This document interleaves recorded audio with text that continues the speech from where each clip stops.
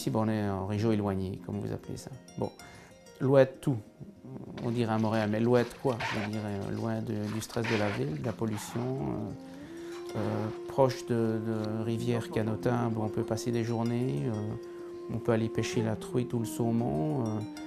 Ça sent bon, ça. J'essaie 10 mètres à faire, je suis dans le bois. Et je vais récolter. Il y a des chanterelles qui poussent à 15 mètres, des lactaires à 20 mètres. On a une multitude de produits qui nous attendent et qui sont là, qui n'attendent qu'une chose, c'est qu'on les récolte intelligemment, proche d'une qualité de vie, quoi. Je veux dire, pour moi, c'est vous qui êtes loin de tout. Nous sommes à Matapédia, petit village coincé entre Haut-Plateau et Rivière-Saumoneuse, tout près de la baie des Chaleurs, en Gaspésie. Oui, on va monter par ici. C'est dans ce paradis que Gérard Mattard, d'origine belge, a eu l'idée d'implanter Gaspésie Sauvage, une entreprise de transformation de champignons forestiers. La première fois en 1999, j'avais fait le tour du Québec et puis vers le mois d'août et de septembre, il y avait des champignons dans tous les coins. Tu sais, je suis tombé sur des talles de chanterelles comme un fantasme. Tu sais. Et puis j'allais dire aux gens, t'as de la chanterelle derrière chez toi. Touche pas à ça. Il me dit, moi je touche pas. Tu sais, je les cueillais, j'en ai même donné, mais ils voulaient pas. Il y en a qui voulaient pas goûter. Tu sais, non, je me méfie. Bon. Alors bon, j'aurais dit, ok, mais tu sais, c'est de valeur, quoi, c'est là. C'est pour vous dire qu'il est possible de ramasser des espèces recherchées, parce que la morille, c'est l'espèce la plus recherchée dans le monde après la truffe. Elle pousse ici, ça c'est une morille que j'ai ramassée à Restigouche. Il fallait former des cueilleurs si on voulait développer quelque chose, puisqu'on a très peu de personnes ici qui sont capables d'identifier les champignons. On a eu pas loin de 500 personnes qui ont participé aux formations. Je leur laissais une feuille en leur disant, si vous voulez devenir cueilleur rémunéré, vous essayez, vous vous inscrivez, vous me donnez votre numéro de téléphone, et puis on s'essaye. Cela fait 2 années que Gérard Mattard donne ses formations. Jusqu'à maintenant, 80 Gaspésiens sont partis en forêt équipés d'un panier, d'un couteau et d'un pinceau pour nettoyer les champignons. Mais cette année, ils ont été éprouvés par un début d'été si froid et si pluvieux que la sortie de terre des champignons a été retardée. C'est cette alternance de beau puis de mauvais. C'est ça qui freine aussi ici la pousse.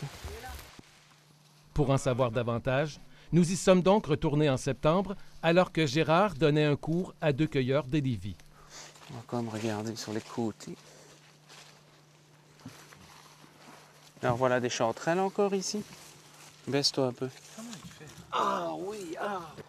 Puis si tu regardes un peu plus en arrière, tu en as encore. Ah oui! Il faut que vous rentriez un peu ici pour jeter un œil. Là, regarde ici, là à gauche, regarde derrière les troncs tombés. Oh, oui. Regarde là dans le fond à droite. Oui, c'est capoté.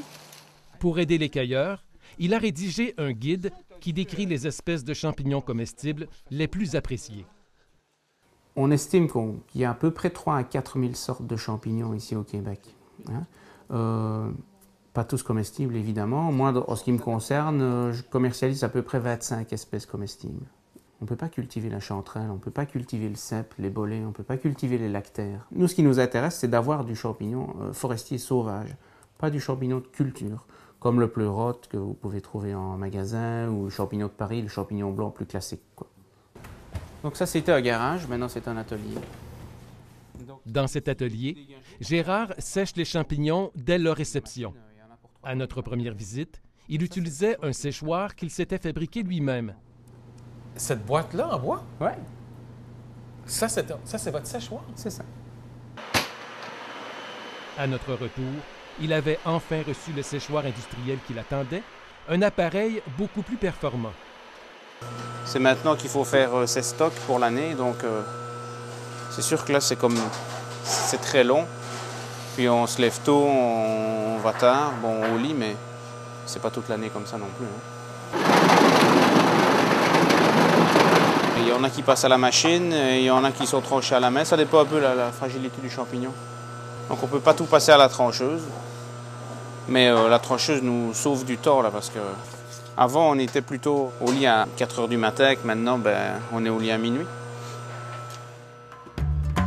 Une fois séchés, ces champignons sont ensuite mis en sac, puis distribués dans des épiceries fines à travers la province. J'ai reçu du super beau pied de mouton, ça me fait un peu mal au cœur de devoir le sécher. Si t'es tenté, ce serait bien. Mais à certains clients, il réserve des produits frais.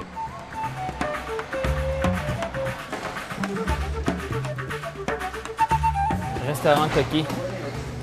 Ça sera pas long. Même après 12 heures de route, les champignons arrivent intacts dans la cuisine de Normand Laprise, l'un des premiers clients de Gérard Mattard. Oui. Bonjour tout le monde. Tiens, tu veux-tu m'enlever ça, François, ici? Est-ce que vous savez ce qu'il vous a envoyé? Non. La grande particularité de Gérard, puis sa force, là, c'est un gars qui cueille très bien. Il a un respect de la nature. Puis aussi, il les envoie propres, c'est impressionnant. Il y en a 2 ou 3 comme lui qui travaillent comme des professionnels. C'est-à-dire qu'il n'essaie pas d'arracher une table, mettre dans un sac et aller vendre ça au premier venu. Eux, ils ont un respect de la nature où ils cueillent leurs champignons. Puis après ça, lorsqu'ils les livrent, tu regardes la qualité, tu regardes la fraîcheur aussi. Tu sais, c'était cueilli hier, ils nous les envoyés. Et puis, si un problème avec un champignon, il ne l'enverra pas. Travailler avec des gens comme ça, c'est gratifiant aussi. Parce que, tu sais, ils ont une conscience de la valeur de ce qu'on fait. Et ça, c'est quand même important.